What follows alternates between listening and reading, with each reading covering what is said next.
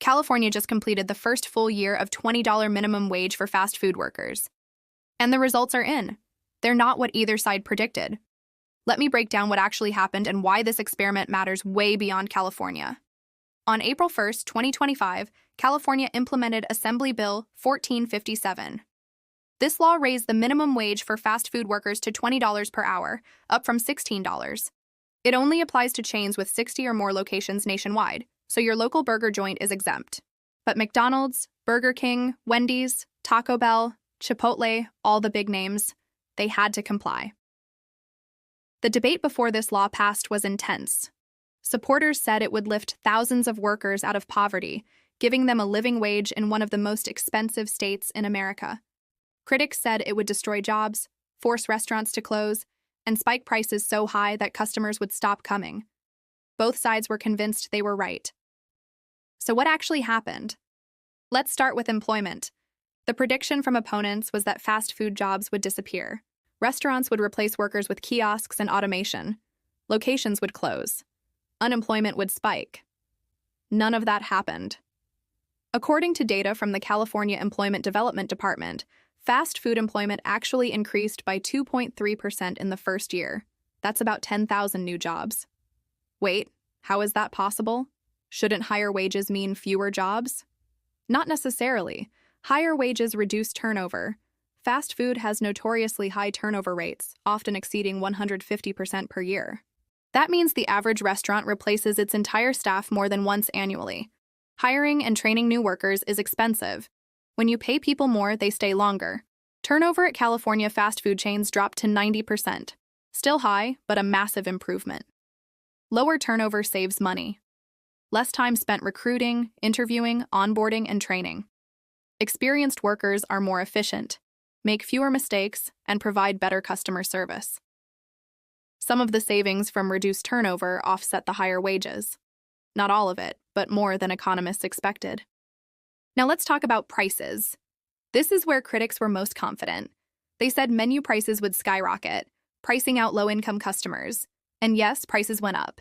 The average fast food meal in California increased by about 8%. A Big Mac that cost $5 now costs $5.40. A Chipotle burrito went from $9 to $9.70. Is that a lot? Depends on your perspective. 8% is noticeable, but it's not catastrophic. And here's the thing. Prices were already going up everywhere due to inflation. Fast food prices nationwide increased by about 5% in the same period. So California's increase was only 3 percentage points higher than the national average. Not nothing, but not the apocalypse either. Did customers stop coming? Nope. Foot traffic at California fast food restaurants declined by 1.2%. That's within the margin of normal fluctuation. Some of that decline might be price sensitivity, but it could also be shifting consumer preferences, more people cooking at home, or economic factors unrelated to the wage law. The point is, there was no mass exodus. What about restaurant closures? Opponents predicted hundreds of locations would shut down. In reality, about 47 fast food locations in California closed in the year after the law passed. Sounds bad until you realize that California has over 25,000 fast food locations. 47 closures is a closure rate of 0.2%. That's actually lower than the national average for restaurant closures, which hovers around 3 to 5% per year. Why didn't closures spike? Because most of these chains are wildly profitable. McDonald's, Yum Brands, which owns Taco Bell and KFC, Chipotle, these are multi-billion-dollar corporations. They have huge profit margins. Paying workers an extra $4 per hour cuts into those margins, but it doesn't eliminate them. A typical McDonald's franchise makes about $150,000 in annual profit. Paying workers more might reduce that to $120,000. Still profitable. The automation argument is more interesting. Yes, many California fast food restaurants installed self-order kiosks, but that was happening anyway. Kiosks were rolling out nationwide before the wage law passed because they reduce labor costs and increase order accuracy. The wage law accelerated adoption slightly, but it didn't cause it. And kiosks don't eliminate jobs. They shift them. You need fewer cashiers, but you need more cooks and food prep workers because kiosks increase order volume. Customers who avoid talking to cashiers will happily tap buttons on a screen. Order volume at kiosk-equipped locations went up, which required more back-of-house staff. So who won the debate? Kind of everyone and kind of no one. Workers definitely won. An extra $4 per hour is about $640 more per month for a full-time worker. That's real money. It helps with rent, groceries, transportation, childcare. The workers I spoke to, not personally but through news reports, overwhelmingly said the raise improved their quality of life. Businesses didn't lose as much as they feared. Yes, costs went up. Yes, margins shrank, but they adapted. They raised prices modestly, installed kiosks, optimized scheduling, and reduced turnover. Most chains are still profitable. Some franchisees struggled, especially smaller operators with thinner margins, but the industry as a whole survived. Consumers paid slightly more but got similar service. 8% higher prices is annoying, but it's not enough to change behavior for most people. If you were eating fast food twice a week before, you're probably still eating it twice a week. The broader economic impact is harder to measure. Did the wage increase stimulate the local economy because workers had more money to spend? Probably a little. Did it hurt competitiveness because California businesses face higher costs than neighboring states?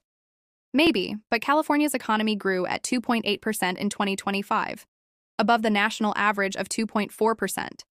So if there's a negative effect, it's not showing up in the data yet. Now other states are watching closely. New York is considering a similar law. Illinois has a proposal. Washington state is debating it. If California proves this works, expect a wave of copycat legislation. If problems emerge in year 2 or 3, expect opponents to point to California as a cautionary tale. Here's my take. The $20 minimum wage didn't cause the disaster critics predicted, but it also didn't solve poverty like supporters hoped. It was a moderate policy with moderate effects. Workers are better off. Businesses adapted. Consumers barely noticed. That's about as good an outcome as you can expect from a policy this contentious. The real lesson is that economic models are bad at predicting human behavior. Economists on both sides made confident predictions based on theories that assumed businesses and consumers would act in specific ways. Reality was messier. Businesses found creative ways to absorb costs. Consumers were less price-sensitive than expected. Workers responded to higher wages by staying in jobs longer. The other lesson is that large corporations can afford to pay workers more. The narrative that fast food operates on razor-thin margins is mostly false. Franchisees have tighter margins, but the parent corporations are incredibly profitable. McDonald's made over $8 billion in profit last year. They can afford $20 wages. What happens next? California's law has a built-in review mechanism. Every year, the state analyzes the impact and can adjust the wage or the law's scope. If year 2 data shows serious problems, there's a process to address it. If the data continues to look okay, other states will likely follow. And this might be the beginning of a broader shift. For decades, the federal minimum wage has been stuck at $7.25. It hasn't increased since 2009. Adjusted for inflation, that's worth about $5 in $2009. It's absurdly low. States and cities have taken matters into their own hands, and California's experiment shows that higher wages don't automatically destroy jobs. The future of work is changing. Automation is coming regardless of wages. The gig economy is growing. Traditional employment is declining. In that context, making sure the jobs that do exist pay a livable wage seems pretty reasonable.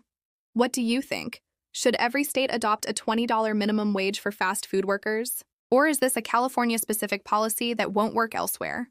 Drop your thoughts in the comments. And if you want more economics and business analysis, hit that subscribe button. We're breaking down the policies shaping the economy. See you in the next one.